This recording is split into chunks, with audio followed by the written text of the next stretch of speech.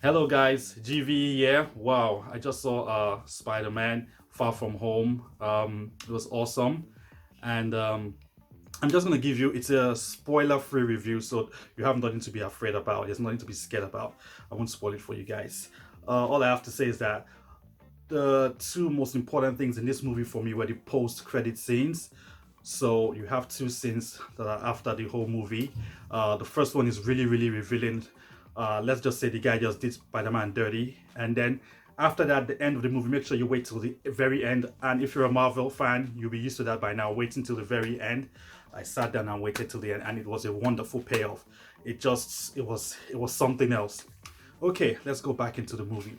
I think this movie, Spider-Man Far From Home, has cemented Tom Holland as the ideal Spider-Man to me. Just like for a long time I had Tobey Maguire in my head as Spider-Man, but now Tom Holland is creeping up in there and taking the lead. Just the same way I have Christopher Reeves will always be Superman to me, and it's gonna be hard for someone else to fill those boots. Henry Cavill hasn't done a good job at that, so it is what it is. Though back to the movie, Mysterio is the villain. Obviously, if you've seen the posters and you've been following the comics, Mysterio is the bad guy, and his traits are that he is a very good manipulator in terms of visual manipulation and creating illusions. He creates some really freaking cool illusions, and I was wondering how they were going to make those illusions work in the movie, because if you're a comic fan, you know he does all these things, but then translating it from the comics to the movie is a totally different thing, and it was wonderful. It was wonderful. His motivations are kind of weird because he's about he wants to be a superhero, blah blah blah. You know, the kind of grandiose kind of lifestyle and hero worship. That's what he wants.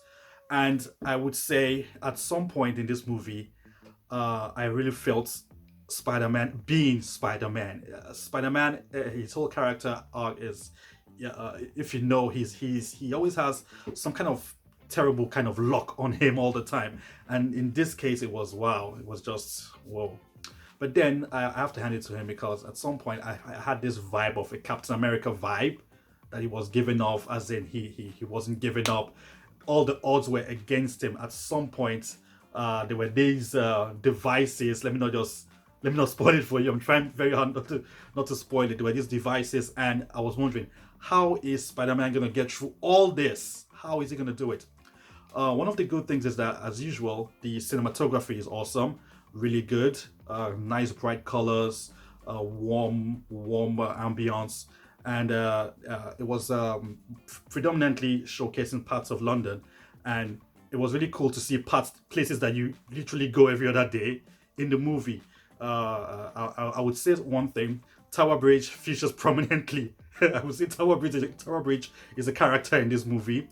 The Tower of London also plays a prominent role. So that whole, I would say, the whole 2 kilometer radius of the London Tower Bridge is prominently featured in the movie, and it's a good movie, and I would recommend it that you go. It came out today. I saw it today, and it was awesome. And it's just nice to see that Marvel is continuing after Infinity Endgame, that they're going forward with this, and it's really carrying the torch. But now, in terms of grading the movie, if I would grade it, I would say it's a little bit better than the previous Spider-Man movie, a little bit better, because this villain is more, I would say, fleshed out, and we get to see Spider-Man doing things that, wow, he was quick on his feet, really quick on his feet. His classmates were in danger and all that. It's good, and there's some romantic elements in here. His auntie has a romantic interest. Yeah, so that's a quiz for you guys to figure out who the guy is.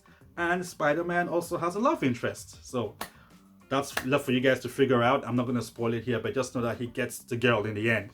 But that's the worst spoiler I can give you guys. He gets the girl in the end, and but then he's totally screwed. That's in the post-credit scenes, and then extra screwed again.